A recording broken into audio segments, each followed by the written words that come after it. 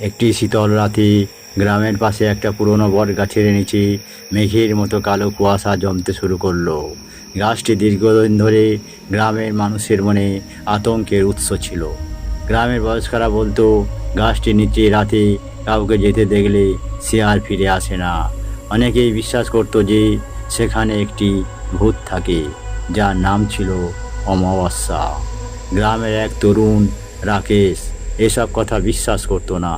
তার মনে হয়েছিল এটা গ্রামের লোকেদের বানানো গল্প মাত্র।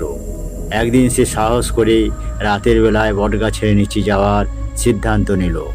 অমাবস্যা রাতে চারপাশে কোনো আলো নেই, শুধু রাকেশের হাতে একটি ম্লান কুপির আলো।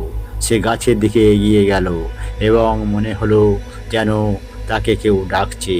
কাছে যেতেই বাতাস হঠাৎ করে শীতল হয়ে উঠল এবং কুপির আলো ধীরে ধীরে নিভে গেল। চারপাশে গভীর অন্ধকার নেমে এলো। হঠাৎ গাছের ডাল থেকে একটি ছায়া মূর্তি নেমে এলো।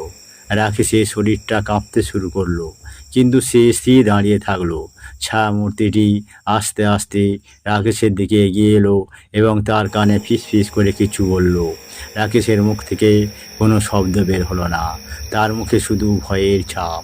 সকালের আলো ফোটার পর গ্রামের লোকেরা রাকেশকে খুঁজতে বের হলো।